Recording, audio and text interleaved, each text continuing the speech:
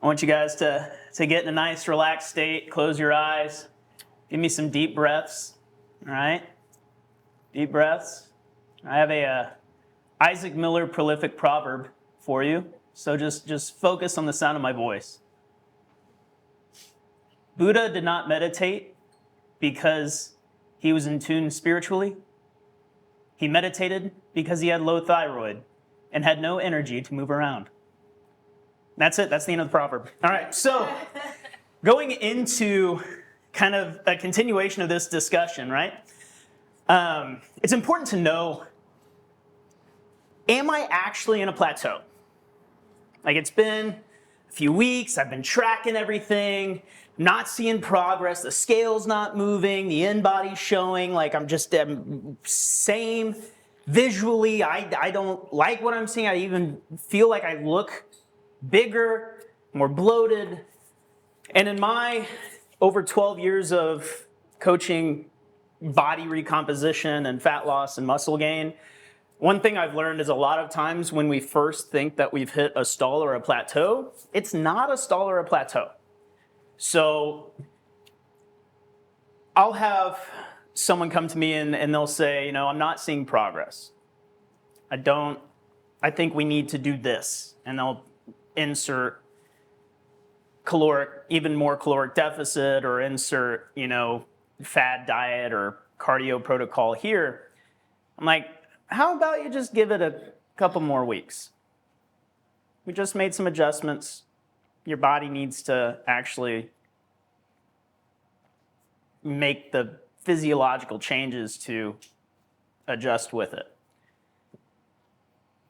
And, a week or two will pass. They're getting antsy. They're getting agitated. Still not seeing progress. I want my money back. Still not seeing it. I know you're training hard.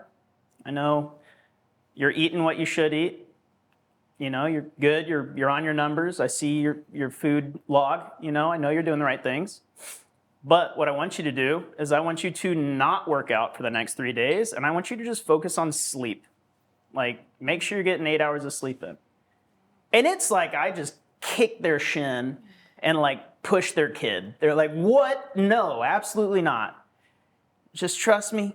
And if this doesn't work, I swear I'll give you your money back. 3 days later, they're like, I'm down 5 pounds.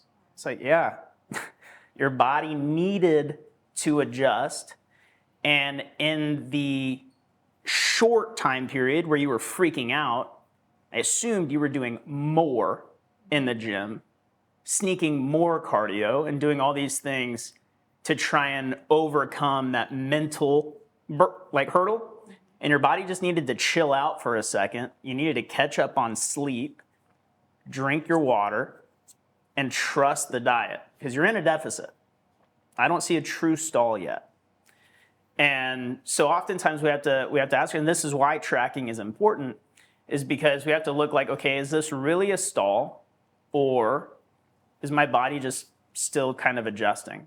So oftentimes when you first hit a plateau, don't change anything yet, unless you've been doing this consistent thing for longer than 5 or 6 weeks.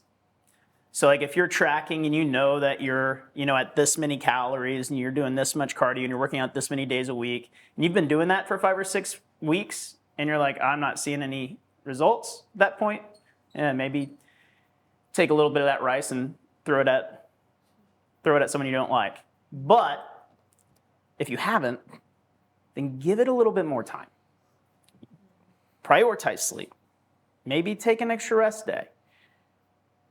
And see if your body adjusts and adapts. Because as Logan said, whenever we're in a deficit, sometimes our body gets in this freak out mode where it's like, I need to survive, and so I need to lower my output. But a great way to lower output is to increase sleep. Not just chill and veg out and binge Netflix all day, but actually get into a true recovery state when you're in sleep. Because that's when our body does the most of its recovery time, and the most of its processing nutrients and digestion and everything else happens while we're asleep. This is why whenever you see bodybuilders or even people that struggle with anorexia, they have horrible sleep, and they're not eating, And so their calories are so low that they're not able to do that deep like recovery and processing. So it inhibits sleep, right? So, and on a side note, if you do have an inhibited sleep, and I know, none of you guys are probably gardeners, but for those watching, we do know that taking a little gummy before bed to help you sleep actually inhibits REM sleep. It doesn't help REM sleep. So you're not actually helping yourself by taking a little of that THC, that sweet sleep sauce to help you, recover. It's not helping. At that point, a Tylenol PM is going to do more good for you, and I'm not a big advocate on that either. But sleep is going to be really important to help break through those plateaus. What I also want to bring up too is when you do decide, like, okay, I am in a plateau. What should I do now? There's multiple ways to go about this. So this is where when I work with a physique enhancement athlete or someone who's wanting to do a full body recomp, meaning like, they might be at 190 pounds and 40% body fat, and they want to be at like close to 190 pounds, but muscle and not fat. That's a long process that takes cutting them down, building them up, cutting them down, building them up until they get to where they want to go. But I often ask, are you someone who enjoys food? Or are you someone who can honestly just kind of do without? And depending on that answer, is the base of the protocol I use. So if there's someone who's like, I really like my food, okay, cool. So what I don't want to do is completely restrict your food. Instead, we're going to go a little bit heavier on the cardio, so we can burn more calories and consume a little bit more. Now, you're still going to have to be in a deficit, but if you're burning more throughout the day, then we can at least give you some freedom within the numbers, like if they're running off macros or something, to where they can enjoy some of those foods. Now, if it's someone who's like, honestly, I could care less, just don't make me do hours on the treadmill, then it's like, cool, gotcha. I'm not going to run as much cardio, but we are going to go into a little bit more of a deficit. Now, if you're on the side where it's like, I love my food, but I work and have kids and like a life, and so I can't be going to the gym for an hour and then an hour of cardio, and it's like 30 minutes to the gym, 30 minutes back from that's 3 hours of my day right there. I can't give that up. Okay, cool. What are you doing throughout the day?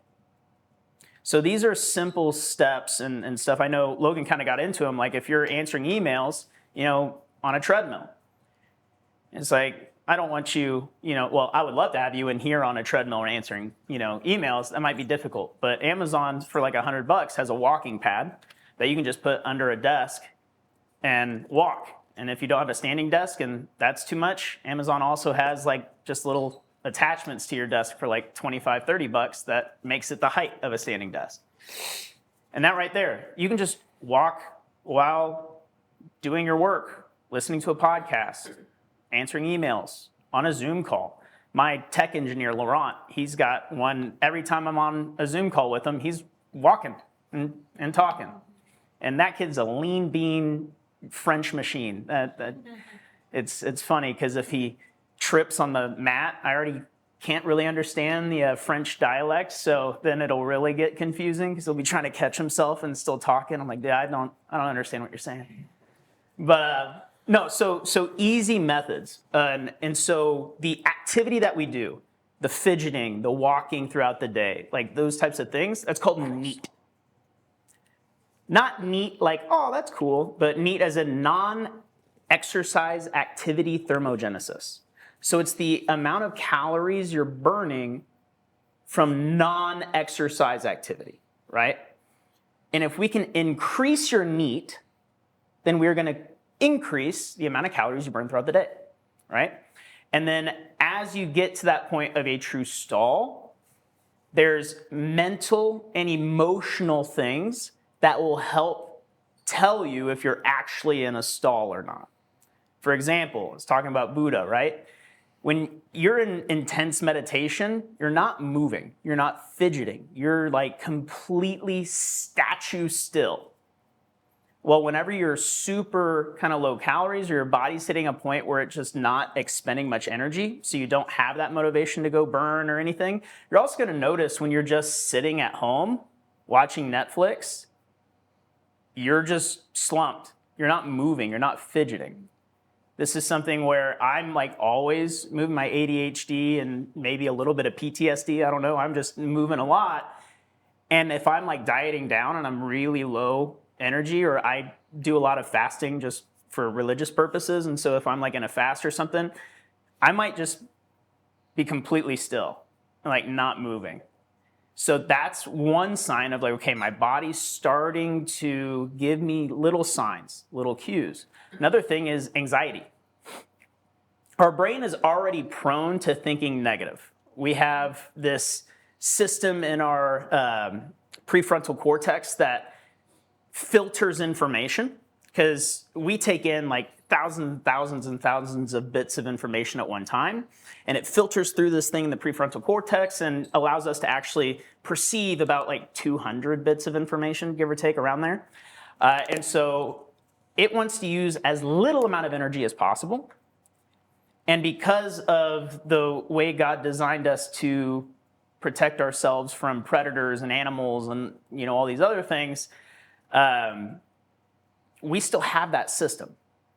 As much as people talk evolution, we still have the same wiring and foundation as our ancestors did. Evolution hasn't really taken us that far. Human body-wise, maybe technology, but not human body. So if we're still running off those same systems and our brain's wanting to conserve energy, it's going to be easier for our body to show like dangers and problems in the area. And so we tend to be more negative and anxious because it's a default of the brain. Problem is, we're no longer living in a society that is trying to run away from lions, tigers, and bears. Oh my. Instead, we're looking at Real Housewives of Atlanta and thinking like, I can't believe Bridget said this shit. Like, it's the brain thinks that that's danger. You watching the news and seeing a shooting in Kansas City, and your brain's like, that shooting's outside, like get down. Even though our conscious brain doesn't pick up on that, our subconscious does. And whenever we're hitting that point of a plateau and our body's not like, and I mean a true plateau where you're at the bottom of the place where you can adjust to. So not like a normal plateau where you can just take some rice and throw it out and you continue down, but I mean you're bottoming out. Your body's gonna start like keeping you in that state of like anxiety and almost mental depression. I don't know how many times I've worked with clients who were super depressed, and I noticed that they had been like hardcore dieting for years. And as soon as I brought their calories up, it was like their depression was cured. It's like, well, you weren't depressed. You were just in a state of constant anxiety because your brain wasn't getting nutrients enough to actually process information that wasn't dangerous. Right? So understand there's plateaus that aren't real plateaus, right? They're mental, like, I'm just not seeing progress and I want progress now. This is my body and I want 120 pounds now. And it's like, it doesn't work that way. Give it some time. Rest a little bit. Then you have a real plateau where it's okay, I'm tracking, I'm doing everything, but I haven't seen progress for a while. Okay, now we need to adjust. We either need to up our NEAT, up our cardio, or lower our calories. Or there's the bottoming out plateau where we hit that and now it's like, okay, my body, I can't take this any further without hurting my health. And that's where we start to really see those signs start to come out. The mental and emotional cues and that physical, like just not wanting to move. Not just not wanting, like feeling, I'm a little fatigued, but like, it's hard for me to get out of bed. I think I might have a problem, right? And unfortunately, doctors like to just kind of throw out hypothyroid for that, or they like to throw out Hashimoto's for that, and like different diagnoses, when in reality, maybe you just need more food at that point in time. And so in a body recomp, that's like, typically once we start seeing that point, it's been probably 8 to even 12 months, depending on how big and how much body fat they had before. And it's okay, well, now we need to reverse, bring you back up, focus on prioritizing the right nutrients, protein, good movement, lifting heavy weights. and let your body adjust. And then once we see a plateau on that side, where you're no longer gaining the good weight, but now we're noticing body fat increase week after week, then we're going to stop there, keep you at a maintenance, and then bring you back down. And instead of this yo-yo diet of like 6 weeks on, 6 weeks off, you're now thinking long-term of like 6 to 12 months of like constant progress, and then switching gears in 6 to 12 months progress, and then switching gears. So it's not this yo-yo diet. And then last thing I would talk about too, and this is more for the ladies in the room, and also for any women watching this later on YouTube, and for husbands or boyfriends who might not fully understand the female body. I had a client just yesterday who she's getting ready for a show, and she was like, hey, I'm feeling extra bloated and digestion's off, and I'm feeling like I'm gaining fat. Like, what can I do? I need to do more. And because I've been doing this for a while, I kind of have a weird skill. And so I was like, okay, well, what time are you waking up like the first time? So what do you mean? I was like, well, not sleeping all, like what time do you wake up? But like that time, typically early morning, are you waking up? And she was like, oh, about 2:33. I was like, okay. And then how early do you feel pretty exhausted during the day? And she would tell me. And I was like, okay. And you're extra bloated right now? I was like, you're probably scheduled to have your period next week, right? She goes, yeah. I was like, okay, that's why. When the female goes through the ovulation cycle and they're getting ready for their period, their body's going to like try and prepare the body for what it thinks is going to be like getting ready for conceiving a child. And that doesn't happen all the time, but when the body's preparing for that, it goes through these hormonal changes. Your estrogen and progesterone and testosterone levels all kind of fluctuate, which then causes all these other hormones to fluctuate. Because our hormones, it's like gears in a machine. And if one moves, this one's going to move, and then this one's going to move, and then this one's going to move, and they all start kind of moving together. So when a woman's getting ready for a period, all of those things start moving, and your body starts holding water. It starts cutting off the ability to digest as good as it normally does, because it's pushing nutrients and blood flow to a certain area of the body in order to prepare the body for this. And then you have also the mental effects, because whenever you fluctuate hormones like estrogen and testosterone, well, those also have a big to do with mental clarity, mental focus, your mood. And so that's why mood starts to fluctuate. Now, for a guy, we're thinking like, well, at least I understand why she's so crabby, all right? But for women, it's like, well, this is a good way to mentally check yourself. Because in those periods, all you want to do is just like curl on the couch with an oversized hoodie and a tub of ice cream and just like zen out until the cramps stop. And you can mentally check yourself and be like, okay, I don't really want the ice cream. It's just my body's in this state where my mood is telling me that I need something to help cope right now. And it's because of the way the hormones are fluctuating. So whenever you're getting ready for that time period, if you can go in expecting I'm going to visually see myself different, both because of water retention and bloat, but also because of my mental state in this week.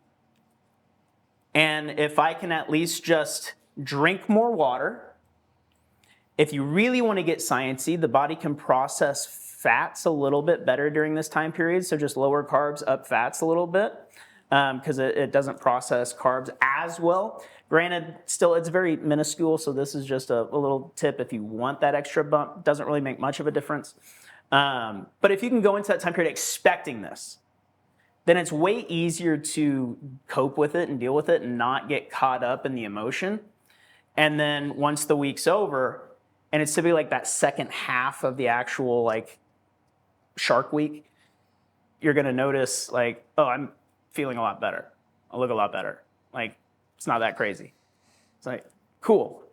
And then after that happens a few times, you start getting used to that cycle.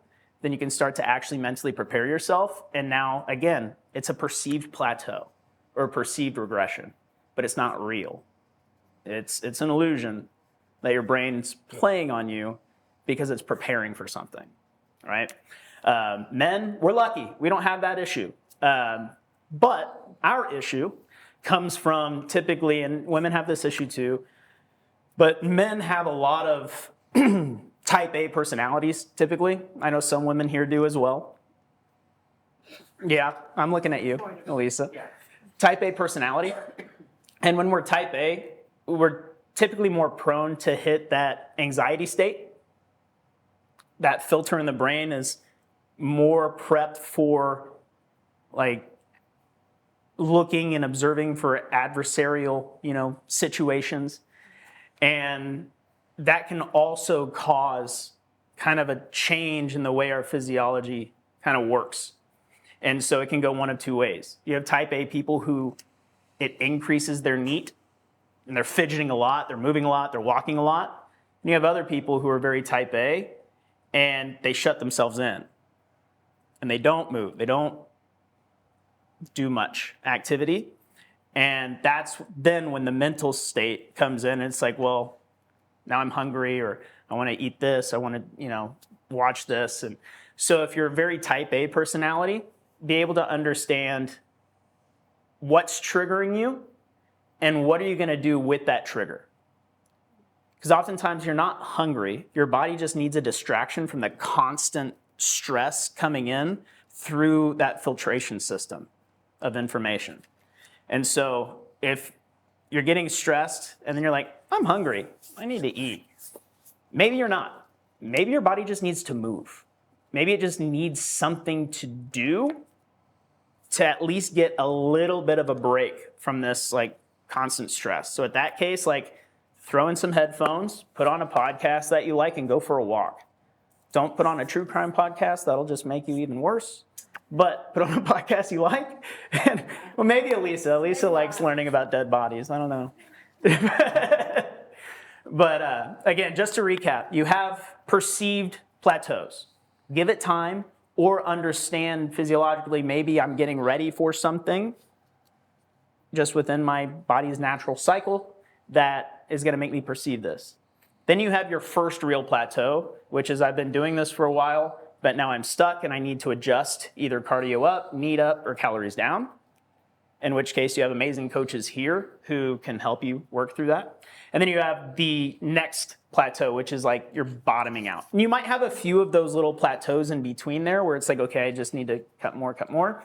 But then you have your bottoming out plateau, in which case, in like a body recomp, we want to then readjust the plan and start bringing you back up for a while, keep you at maintenance, and then do that process again.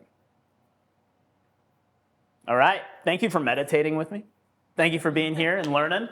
And if you guys are ever hitting what you think is a plateau and you're not sure like what to do, best case scenario is hopefully we gave you the tools to be able to assess and do like make the right course of action. But it's also really important to, while you're trying to learn this in application, verify it. So come to us, talk to us about it. If by chance you see this on YouTube and you're not a member here, you don't need to sign up to come talk with us. And we can give you some help, give you some assistance. Because, if you learn to work on a car engine through a YouTube video, oftentimes you're not going to be able to go work on a car. You might need to go find your uncle who has an auto shop and say, hey, can you walk me through this? I think I know what I'm doing. Otherwise, you'll just end up with a broken down car, which I've done. So thank you guys for being here. I appreciate it.